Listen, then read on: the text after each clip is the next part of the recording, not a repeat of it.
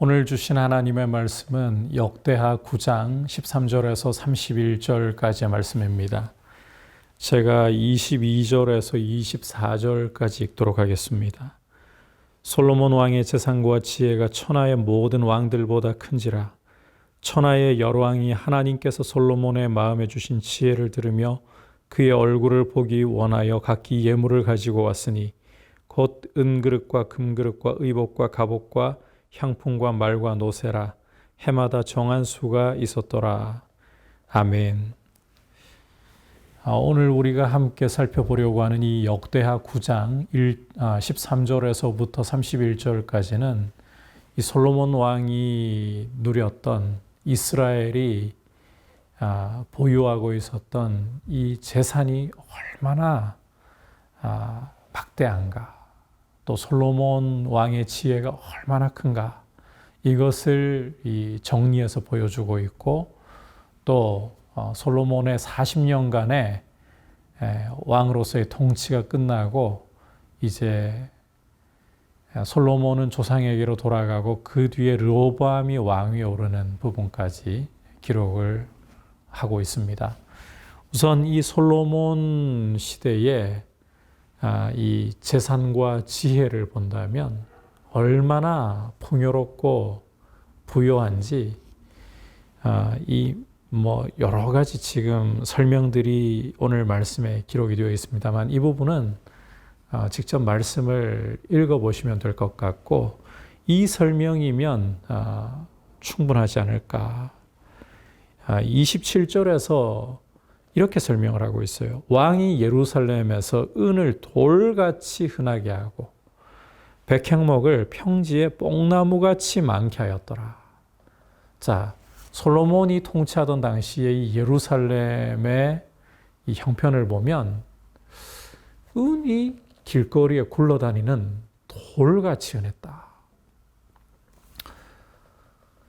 오늘 말씀 이 전반적인 부분을 보면 솔로몬이 이 금이 어마어마하게 수입으로 들어왔다는 것 읽을 수가 있거든요.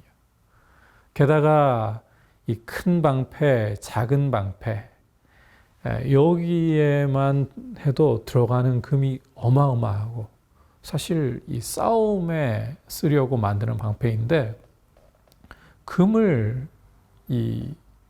참 방패에다가 사용했다. 이게 대단한 일이잖아요.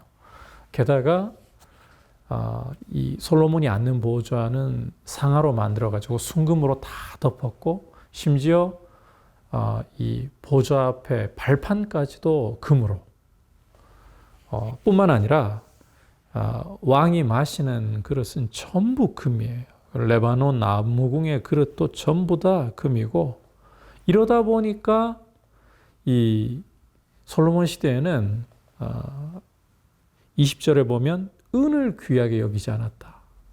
그리고 앞서 말씀드린 것처럼 21절을 보시면 은을 아예 예루살렘에서는 은을 돌같이 흔하게 그렇게 할 정도였다.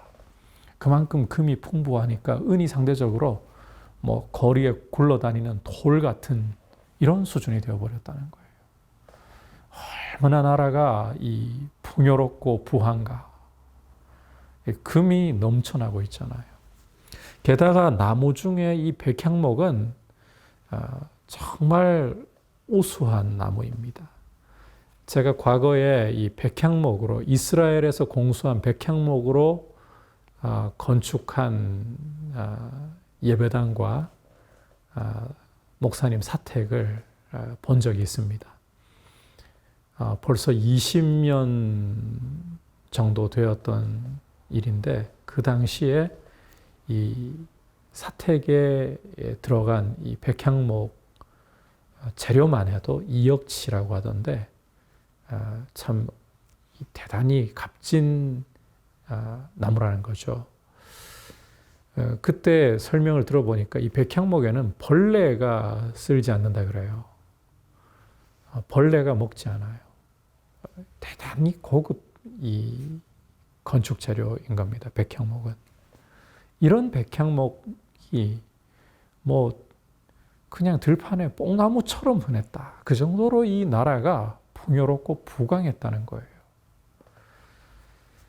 야, 어떻게 이렇게 풍요로울 수 있을까? 부강할 수 있을까? 자, 그래서 22절에 보면 솔로몬 왕의 재산이 천하 모든 왕들보다 컸다.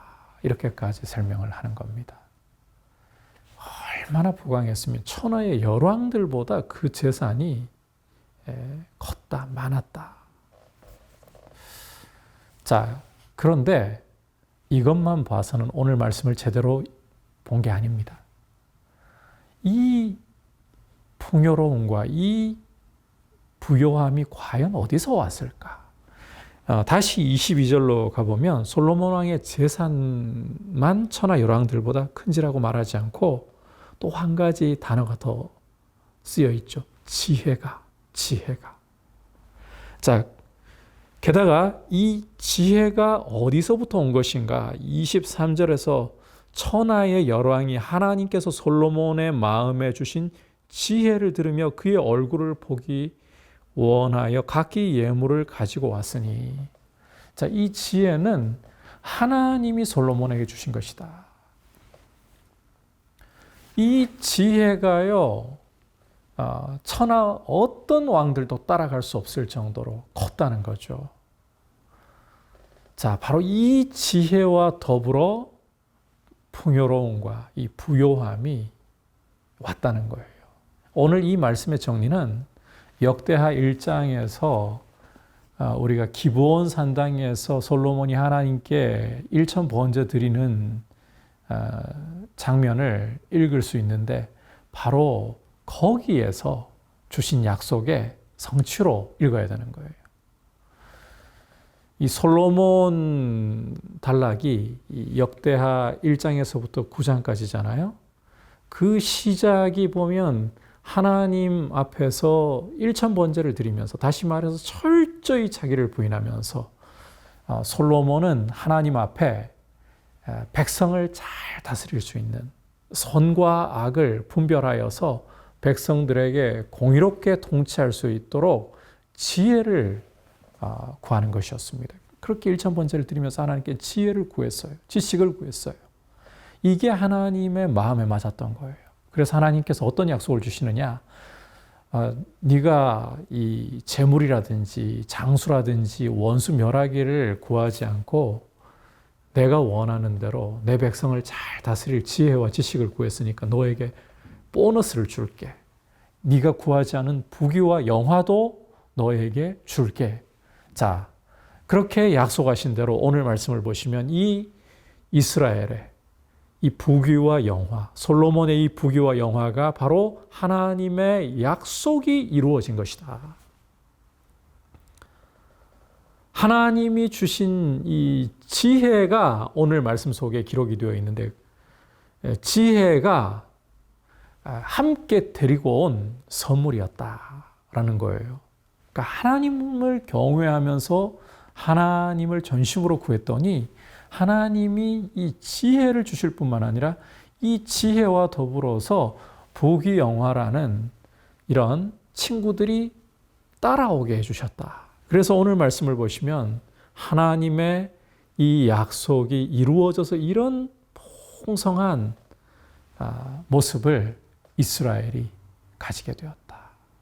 은이 그냥 굴러다니는 돌처럼 흔할 정도로 그렇게 풍요한, 백향목이 들의 뽕나무처럼 흔할 정도로 풍성한, 이게 그냥 나라의 어떤 사업들을 잘해서, 정치를 잘해서, 외교를 잘해서 이런 풍요로움이 왔다. 단순히 이런 문제가 아니라 하나님이 당신을 경외하고 당신의 백성을 위해서 통치하려고 하니까 지혜를 주심으로 이런 일이 일어났다. 하나님이 솔로몬에게 주신 지혜라는 말이 오늘 말씀에서 참 중요한 표현입니다. 솔로몬의 통치가 하나님의 지혜가 오므로 그 지혜와 더불어 덤으로 이런 부귀영화가 따라와서 하나님의 약속이 이루어진 것이다. 이 역대하라는 책을 받는 원독자는 바벨론 포로에서 돌아온 공동체라고 제가 역대하를 시작하면서 설명을 드렸습니다. 이들에게는 포로에서 돌아와서 성전을 건축하면서 참 큰 어려움을 겪었습니다. 대적들의 방해로. 마음에 낙심할 일이 참 많았었고, 우리가 정말 하나님의 사랑을 받고 있는가? 이런 의문. 그리고 하나님의 약속은 과연 우리에게도 여전히 유효한가? 이런 의문 충분히 일어날 수 있는 상황이었습니다. 하나님은 역대상의 1장부터 9장까지를 보면 아담으로부터 시작되는 족보가 기록되고 9장에는 포로에서 돌아온 공동체 명단이 나온다고 했잖아요. 근데 이 족보의 특징을 보면 중요한 사람들은 마지막에 있어요. 그런데 이 족보의 맨 마지막에 포로에서 돌아온 공동체의 명단이 있어요. 그래서 하나님은 너희를 창세로부터 지금까지 변함없이 동일하게 사랑하셨다. 그리고 오늘 이 말씀을 보면, 솔로몬 단락을 보면 하나님의 약속은 반드시 변함없이 이루어지는 것이다. 이렇게 백성들을 위로하는 것이죠. 이 점을 오늘 말씀 속에서 읽어야 합니다. 하나님이 약속하신 것은, 하나님을 경외하고 믿음으로 걸어가려고 할 때 하나님의 약속이 반드시 이루어진다는 것을 보게 된다. 그러므로 낙심하지 말고 하나님을 경외하는 길로 걸어가라는 것입니다. 낙심하지 말고 믿음의 길로 인내하면서 걸어가시기를 축복합니다. 아울러서 오늘 말씀에서 이렇게 영화롭고 참 부귀를 누리던, 지혜를 누리던 솔로몬 왕도 보면 29절부터 31절까지에서는 결국 죽음을 맞이하고 조상들에게로 돌아가고 왕위를 아들에게, 르호보암에게 넘겨주는 일을 볼 수가 있죠. 아무리 큰 힘과 부귀와 영화를 누렸더라도, 누구도 따라올 수 없는 지혜를 누렸더라도 우리 인생은 한 번은 반드시 죽게 마련입니다. 죽음이 우리가 이 맞이해야 할 앞으로의 반드시 있을 일입니다. 이것을 생각할 줄 아는 게 중요해요. 우리 인생은 이 땅에서 영원히 살 인생이 아니라 언젠가 아무리 큰 힘을 가지고 재력을 가지고 똑똑한 머리를 가지고 있고 잘 나간다 해도 언젠가는 죽음을 맞이할 수밖에 없다. 그래서 시편 90편의 모세처럼 우리 나를 계수할 수 있는 지혜를 주시고, 또 지금이라는 때에 하나님을 경외하면서 이 우리의 마지막을 어떻게 맞이할 것인가, 우리 뒷모습이 아름다울 수 있도록 그렇게 하나님 앞에 준비해 가면서 걸어가는, 그 준비 중에 어떤 것보다도 중요한 것은 예수님의 십자가를 붙들고 나를 위해 십자가에 흘려주신 예수님의 보혈만이 나의 의로움이고, 내가 이 은혜를 입었으니 주님을 사랑하고 주님의 기뻐하시는 길로 걸어가겠습니다. 이런 태도를 가지는 것입니다. 이런 모습으로 주님 앞에 우리 삶을 드릴 수 있기를 축복합니다. 이제 말씀을 생각하면서 함께 기도하기를 원합니다. 오늘 말씀은 이 이스라엘의 풍요로움, 솔로몬의 이런 부귀와 영화는 하나님이 지혜와 더불어 덤으로 주신 선물이라고 했습니다. 하나님을 경외할 때에 주시는 선물이고, 또 하나님의 약속의 성취라고 했습니다. 하나님의 약속은 반드시 이루어진다는 거예요. 이게 포로에서 돌아온 공동체에 주시는 말씀의 핵심이에요. 하나님의 약속은 반드시 이루어진다. 실망하지 말고 인내로 경외하는 길을 걸어가라. 이 지혜를 갖게 해달라고 같이 기도하고, 또 아울러 한 번은 우리가 죽는 것이 인생입니다. 그 죽음을 내다볼 줄 알고 우리 나를 계수할 줄 아는, 현재의 하나님을 경외할 줄 아는 모습으로 서 있게 해달라고 첫 번째로 구하고, 또 우리 수능을 앞에 둔 수험생들을 주님 붙들어 주셔서 지혜와 또 건강과 용기를 달라고, 손이 수고한 대로 먹을 수 있게 해달라고 그리고 하나님을 경외하는 믿음의 사람 되게 해달라고 기도하겠습니다. 하나님 아버지 감사합니다. 오늘 이 솔로몬에 대한 말씀을 통해서 솔로몬의 재산과 지혜가 얼마나 컸던가. 천하 열왕들이